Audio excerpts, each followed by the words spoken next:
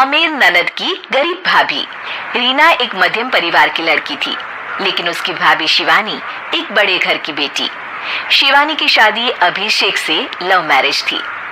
अरे भाभी, ये कितना अच्छा सूट पहना है आपने। काश ऐसा मैं भी पहन पाती। अरे क्यों नहीं रीना, वैसे भी तुम्हारा और मेरा नाम तो एक ही है, जब मन करे पहन लेना। भाभी, आपको आपके पापा ने कितने अच्छे कपड़े गहने दिए हैं। मैं उनकी इकलौती बेटी जो हूँ।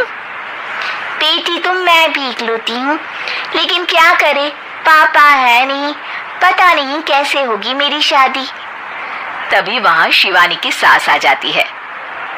अरे क्यों नहीं करेगा भाई तेरी शादी धूमधाम से, आखिर जिम्मेदारी है तो उसकी। और वो दिन भी आ जाता है जब रीना की शादी तय हो जाती है। अभिषेक, क्या हुआ? आप इतने परेशान तो कभी नहीं दिखे। कोई बात है तो बताइए मुझे। अरे शिवानी, वैसे तो शादी का सारा इंतजाम हो गया है, लेकिन गहनों का रेट तो आसमान छू रहा है। कैसे क्या करूं, कुछ समझ में ही नहीं आ रहा। थोड़ी देर में शिवानी अपने पूरे गहने अभिषेक के सामने रख देती है।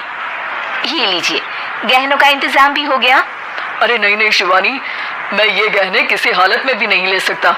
ये तुम्हारे पिता ने तुम्हें दिया था, और तुम हो कि। तभी वहाँ सास आ जाती है। अरे तो क्या हुआ, इसकी तो हो गई ना शादी, अब किसे दिखाने हैं इसने गहने। सास गहनों का डिब्बा शिवानी के हाथ से लेकर वहाँ से चली जाती है। रीना की शादी धूमधाम से होती है और अब वो बड़े घर की बहू बन जाती है। वहीं रीना की शादी के बाद शिवानी और अभिषेक उसकी शादी के कर्जों से डूब जाते हैं।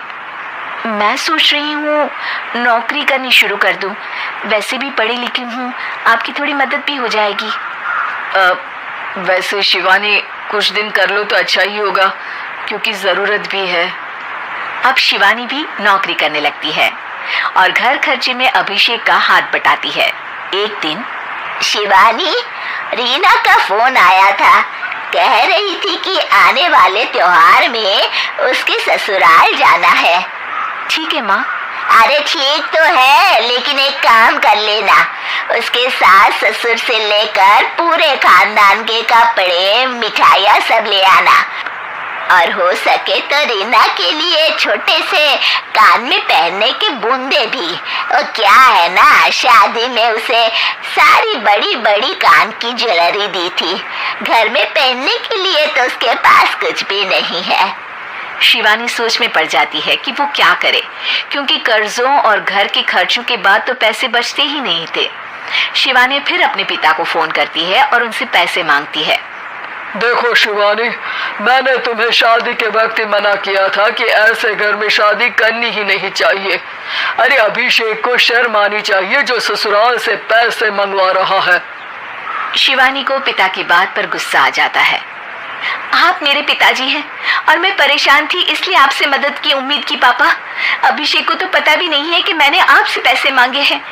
शिवानी सोचती है कि वो अभिषेक से बात करे, लेकिन फिर उसे लगता है कि वो टेंशन ले लेगा। तभी शिवानी की नजर हाथ के कंगन पर पड़ती है, सीधे बाजार जाती है और उसे बेचकर ननद के घर ले जाने का सारा सामान लेकर आती है और सास के सामने रख देती है। हाँ ठीक है, लेकिन फल थोड़े और अच्छी क्वालिटी के होने चाहिए थे। शिवानी कुछ नहीं कहती, वहां से चली जाती है। एक दिन शिवानी, रीना का फोन आया था, बहुत रो रही थी। क्यों माँ, क्या हुआ? सब ठीक तो है ना उसके ससुराल में? अरे तूने तो उसकी नाक ही कटवा दी। अब मैंने क्या कर दिया माँ? कह रही थी कि बड़े घर की बहू है भाभी, जो कपड़े दिए वो ब्रांडेड भी नहीं थे। तू तो जानती है ना उन लोगों का पहनावा कितना अच्छा है। तू तो मेरी बेटी का भला कभी सोचती नहीं। हाय भगवान, अरे बड़े घर की बहू है, इसी बात की जलन है ना तुझे, लेकिन याद रख मेरी बेटी का सोचने के लिए भगवान है, तुम लोग कभी उसका बुरा नहीं कर पाओगे। अब शिवानी के मन में सवाल था कि क्या ईश्वर सिर्फ रीना के साथ है, उसके साथ नहीं। लेकिन उसे सुकून था कि वो अभिषेक के साथ उसकी जिम्मेदारियों को निभाने में बराबरी की हकदार है। शिवानी वहां से चली जाती है। वो सास से कुछ नहीं कहती, क्योंकि अमीर घर की बहू बनकर रीना को भले ही सुकून ना हो, लेकिन गरीब घर की बहू बनकर शिवानी खुश है, क्योंकि खुशी पैसों से नहीं परिस्थितियों पर निर्भर करती है।